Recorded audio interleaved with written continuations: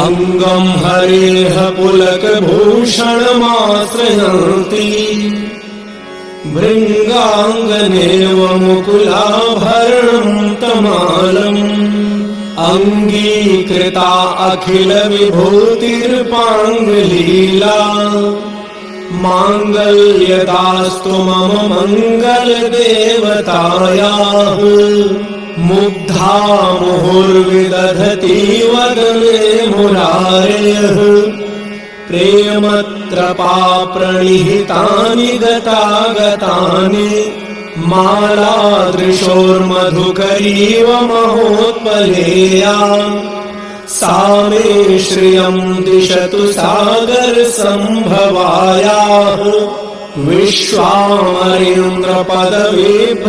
विश्वामरेन्द्रपदविभ्रमदानदाक्षम् आनन्दहेतुरधिकं मुरविद्विषोऽपि ईशन्निषीदतु मयि क्षणमीक्षणार्धम्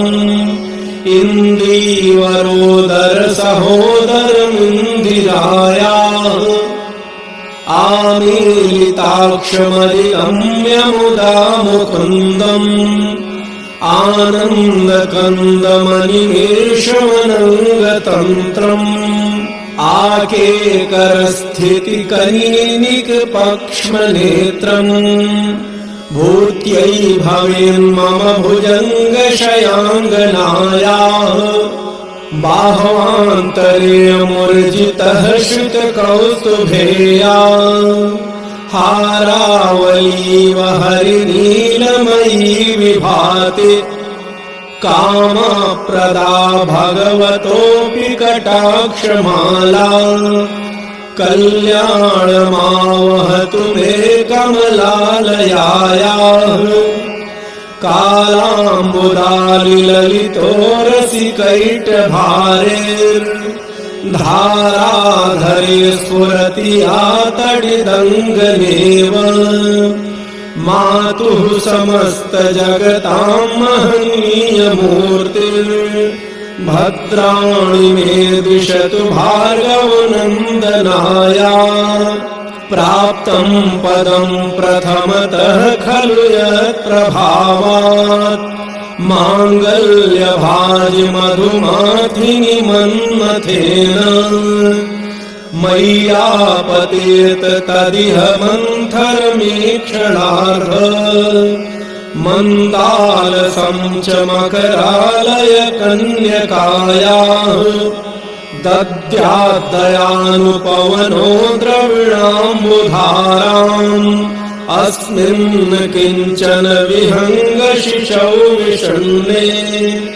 दुष्कर्म धर्ममपनीय चिराय दूरम् नारायण प्रणयनीनयनाम्बुवाहः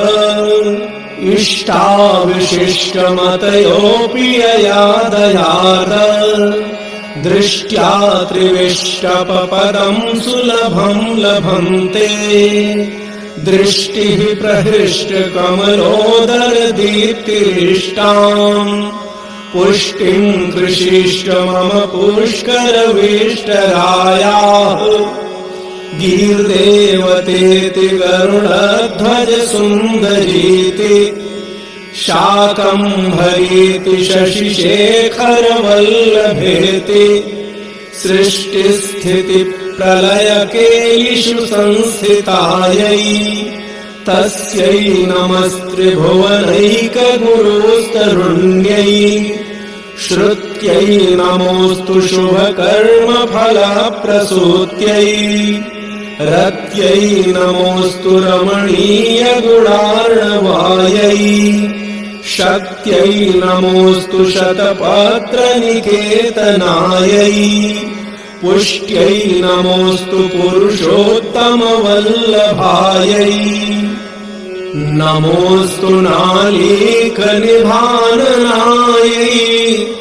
नमोऽस्तु दुग्धोदधिजन्मभूत्यै नमोऽस्तु सोमामृतसोदरायै नमोऽस्तु नारायणवल्लभायै नमोऽस्तु हेमाम्बुजपीठिकायै नमोऽस्तु भूमण्डलनायिकायै नमोऽस्तु देवादिदयापरायै नमोऽस्तु शाङ्गार्युधवल्लभायै नमोऽस्तु देव्यै भृगुनन्दनायै नमोऽस्तु विष्णोरुरसिस्थितायै नमोऽस्तु लक्ष्म्यै कमलालयायै नमोऽस्तु दामोदरवल्लभायै नमोऽस्तु कान्त्यै कमलेक्षणायै नमोऽस्तु भूत्यै भुवनप्रसूत्यै नमोऽस्तु देवादिभिर्चिन्तायै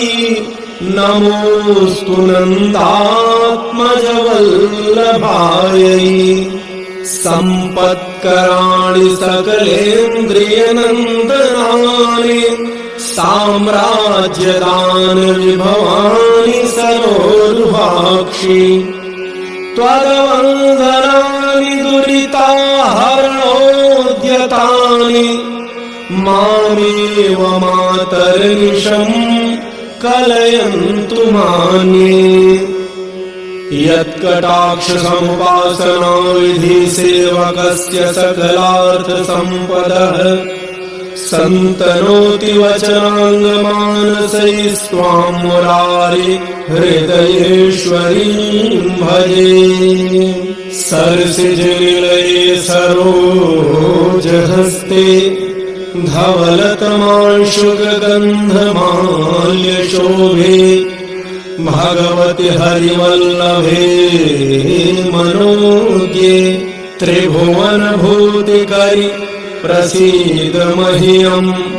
दिग्धस्तिभिः कनककुम्भमुखावसृष्टस्वरवाहिनी विमलचारुजलप्लुताङ्गीम् प्रातर्नमामि जगतां जननीमशेष